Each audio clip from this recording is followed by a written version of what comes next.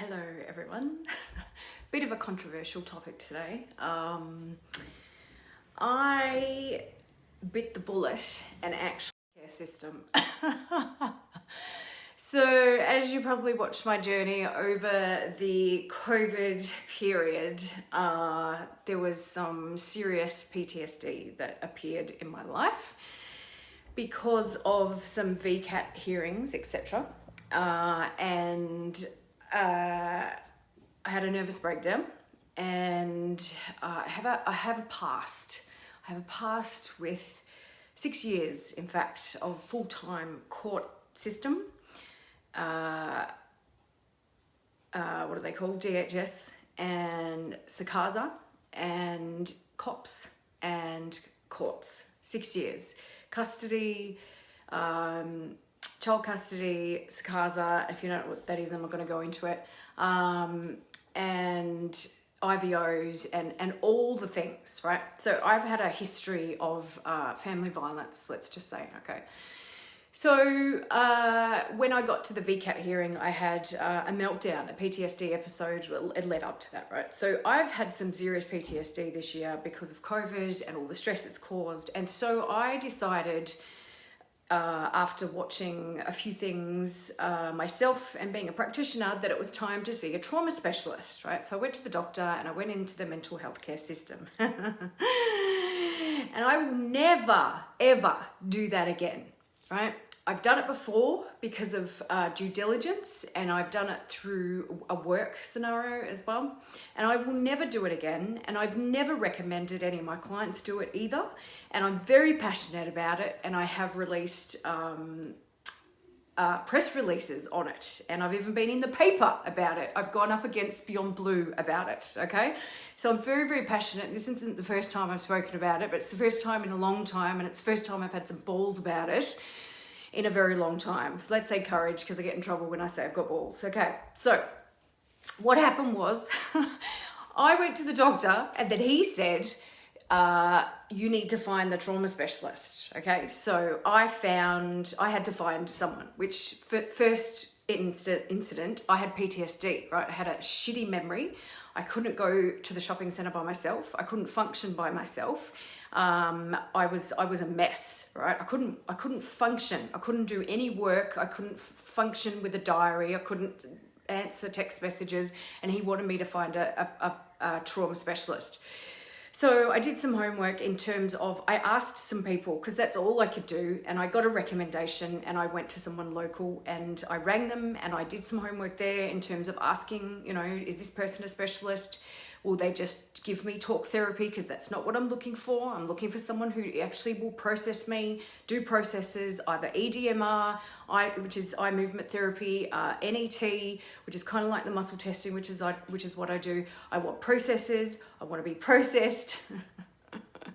I don't want to talk about my shit. It does nothing, right? It does nothing. When you go to a psychologist and you talk about your stuff over and over and over, it does nothing, right? It re-traumatizes the client, right? This is why I purposefully get my clients out of their story, and I have processes to do that. And I've spent tens of thousands of dollars in learning how to do that for my clients, right? As you can tell, I'm very passionate about this, and I've just been through the mouse wheel, right? So let me share with you what happened, right? So in my first session, I did a bit of homework for this person, right? I found this person, yep, she was recommended, right? Nowhere on the website was she. There was no photo, there was no bio, but she came highly recommended by the clinic, and I was like, cool, let's see how we go, right? So I go into this session with a list. Now, getting to that list was part of my amazing homework that I did for myself. I actually wrote a list of all of the trauma that I'd been through and in my life. The first thing I could think of and right up to the last thing. And the list was horrendous, and I get emotional just thinking about the list. I couldn't even tell you what was on the list now because it's gone. The memory's gone. The gift of PTSD and memory is like dementia, is you forget, all right? And I've forgotten, which is great. So I'm laughing a lot because it is fucking hilarious about what this system is for people. And it's not funny because people are dying. They're killing themselves because they rely on this system, right? So don't get me wrong when you see me laughing about this. I have had a very close call to ending my life recently because of this, right? Because I have been so traumatized and I ended up in a system that did not support me, and I'm sharing it with you, right? It's very, very personal, very, very raw for me, okay? So just get that straight. So I go in with a list. Here's the list. I don't want to tell you what to do because I am a practitioner. However, I'm not here to talk about my stuff over and over and over. I'm not here for you to just take my money. I'm here for you to process me and get me out of this trauma. I want you to help me with my symptoms so that I can work again and reopen my business and be a mum, a proper mum again, to be present in my life. That's what I want. That is my goal, and these are my outcomes that I want right now, and that is your job. Can you do that for me? Yes. Okay. So I understand this is the initial consultation. So you want to know some stuff. I have no problem talking about the trauma. No problem whatsoever. I can talk underwater. I can talk legs off chairs, right? There's the list. There's the timeline of the list. You have a look at that. Save us some time. Let's get stuck straight into it. Yeah, no worries. Great. That's amazing. Great. Right? Now, the biggest thing in my life right now is that we're constantly trying to be evicted, right? Even though the legislation says you can't, that's a load of shit. Don't let anyone, same with the lies that are going on with the government. Don't let anyone tell you that you cannot be evicted, because I've been dragged through VCAT since March last year, and that is what has given me the PTSD episodes. That is why I haven't been able to work again, and I can't even go into it because it's too much, right? So we're still fighting it. And there's still a threat there in March. And she said to me that until we sort out this house stuff, then we can't work on anything else. I'm like, okay, so what are we doing here? Anyway, fast forward 4 sessions. No assessment whatsoever. The 4th session, she gave me a sheet to fill in that actually said, had some questions. How often do you do this? How often do you think this? Whatever. And I'm thinking, oh, this is very, very basic psychology, right? No assessment, no actual treatment, no therapy as far as I'm concerned, and no questioning, no exercises, nothing. And by this stage, I'm getting pissed off because she left me waiting in the waiting room half an hour, one of the times, at least 15 to 20 minutes every other time. I was locked out of the building. I was asked to come in earlier than what I had was appointed to, and I agreed to that on text, and then was locked out of the building and standing on a busy street and just banging on the door like, what is even going on, all right? I complained. And when I complained to her and said, you need to have a gap in between your sessions, right? She said to me, we can't do that, and got her back up and said, that's impossible. And then told me that the fact that I do that doesn't that throw your day out? No, because I respect my client's time and I have to change over the room and clear the energy of the people that were just here. And I don't want people to have to, I am on time every single time. If anything, it's 5 minutes out, right? And that's because I'm shoving food in my face, but I text the person saying, I'm just shoving food in my face. I'll be with you in a second, right? I never ever run late, and I respect my client's time. But when I respected my own boundaries and voiced that to her and the receptionist, I got slammed, right? You're gonna love this. She then started in the 4th session questioning my work. She wanted to talk about my work. Well, why do you think these things keep happening to you, Catherine? With all of the disrespect that you're receiving and the attacks online in your industry. She said, I work in porn addiction as well, believe it or not. And I treat men that have porn addictions, and I'm like, oh, okay, yep. And she said, why do you think that you keep attracting this? And by that stage, I was pretty annoyed. I'm not here about that. I'm here about the list of trauma that I gave you. And she questioned the length of my sessions. She said they were too long. And she questioned the gap in between the sessions. She questioned the work that I was doing. She wanted to know all about my boundaries, and I had to actually go through these things to make her feel better. I have really strong boundaries. Hi, Rita and Stuart. I have really, really strong boundaries around my work, and I have screening processes. Like, I teach this stuff, right? And I kept saying to her, I have no issues with this. Can we work on my trauma? Is this like an education session for you? She then said to me, this stuff doesn't happen to me, so why is it happening to you? And I said to her, okay, we're going to go there. Are you on your website? Is your photo on your website? Do you have a social media account? Are you self-employed? Do you work in the porn addiction industry? Do you even have a program around porn addiction? Do you have a book? Do you have a video? Does anyone even know who you are? No, no, no. Then I said to her, very calm, I'm not calm now, but I said to her, excuse me, are we even going to work on my trauma? And she said, in my professional opinion,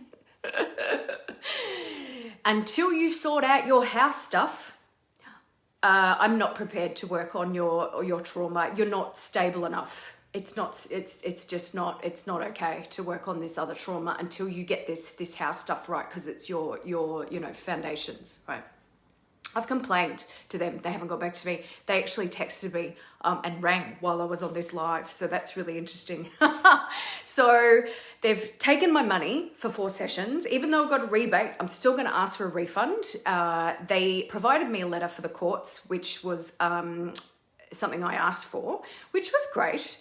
However, she said in the last session, well, at least you got your letter for the courts out of this session. At least you got something. So she was trying to get me to swing into gratitude for the therapy that I wasn't receiving, because I was trying to get her to be accountable for the work that she wasn't doing. So my point is, so I sacked her. I just said, look, I'm not going to come back, and I've cancelled all my appointments, even though they haven't actually acknowledged that cancellation either.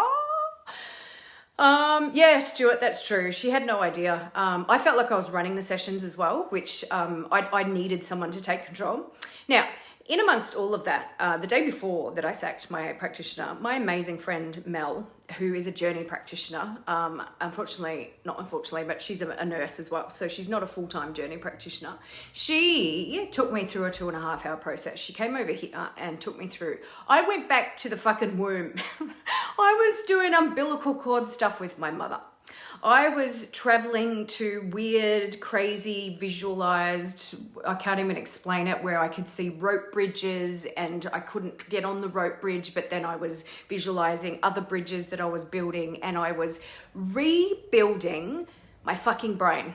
That's what I was doing in this journey process. I was rebuilding my relationship with my mother. I was forgiving myself. I was able to then, it wasn't even forgiveness. I was the gift of compassion for my mum, understanding it's not the best that she could do, but there was a whole lot of stuff happening. I won't go into it too much because I can't actually remember. It was one of those trippy like journey stuff. It's a bit like shamanic journeying. You just go on this thing and you think it goes for half an hour, and it's 2.5 hours, right? Now, my psychologist would have said that journey work was, too long. I actually told her about it, and she was like, oh, that's nice, like, oh my God. So my whole point of this video is, please, it's such a controversial topic, right? Antidepressants, doctors, and psychologists. Mental health care system. I don't support it. I never have. I don't get my clients off antidepressants. That is their choice. I never do that, right? I do help them, but I get them to see their GP, and I force the GP to help me get them off, right? That's how I work. And I have a GP in Chelsea that if their doctor won't do it, I send them to there, right? And he has an agreement. He will help people get off GPs. Yeah, he will help people get off meds if that's what they want. But you have to support yourself. You have to do personal development. You have to do the work. You have to have tools, and you have to be prepared to do the other stuff, to find out what is wrong, what is going on. You have to do the work, right? You just have to. You have to take supplements. You have to do self-care. You have to do the work, right? And that's why people take pills, because it's easier. Controversial, I know. All right. So sack your fucking therapist, right? If someone that you are going to has not given you immediate results, right? I had a client come in a couple of weeks ago, poor guy, I won't say his name, obviously, came in for kinesiology, and over the COVID period, I've been doing a lot of work on myself, and my, let's call them superpowers, my energy work, my gifts, whatever, my skills have increased at least tenfold. And he got on the table, and I feel very gentle with them though, but they've got really, really big up, whereas it used to be the other way around. And he got on the table and he started shaking and moving, and he's like, oh my God, this is like an exorcism. What the hell is going on? This man has been through, you know, therapists and all the pills, all the doctors, the mental healthcare system, one session, and he is under my care. Second session, he's like, what even? We've got his wife on board, and everything is amazing, right? His life has just changed overnight. If I couldn't do that for him, I would send him somewhere else, but it would not be to a psychologist, ever, ever, never, ever, right? So if your physio isn't doing anything for you and you've been seeing them more than 2 or 3 times, right? Because some of this work, this physical work, can take time. I get that. Same with the chiropractor, right? I'm not a miracle worker. I mean, I am sometimes, but I do understand that you need to come and see me for 4 sessions if you want to overhaul your life. I can't just fix it all in one session, right? Some of these 65-year-olds come in and they have one session and they're like, yeah, you know, my life has changed, you're amazing. I'm like, no, you need to come back again at least once, right? Right? Just give it a chance. You have to try 4 sessions. That's my recommendation for anybody that you go and see. 4 sessions, right? If after 1, you don't feel like, whoa, this is amazing. 2, wow, I can really see my life changing. 3, we're already evolving and we're into other things, other tools, next level, right? 4, you're like, I can see how my whole life is going to change now. If you are not doing that, if that's not happening with your practitioner, doesn't matter who it is, sack them. Please sack them. Move on, right? And I will find you someone. If you don't want to come and see me, that's fine. I don't see everyone that speaks to me. I have like 25% of the people I knock back. They're not for me. I'm not for them. And I get that, right? And I won't treat women anymore. Like, I do have my clients that I treat sometimes, but new people that come and see me, I won't treat women. Because that's just, I do have people that treat women though. I have a really cool acupuncturist that I'm seeing who does my cupping, and I'm like, oh yes, and she's round the corner, and you guys are going to love her, right? And I've got a naturopath, Mick Jordan, big shout out to him, he's my business partner. There's amazing things happening. You want to go to the people that your practitioners go to, right? And if you don't have immediate results from people, move on, right? Don't go to GPs and psychologists and be stuck in that system for years. It's just not worth it, okay? Over and out from me. If you want any help with finding the right practitioner or whatever it is that you're suffering, please get in contact. It may not be me, and I don't even care. I'm not prejudiced. I'll send you to someone I know, all right? See ya. Bye. Have a good day.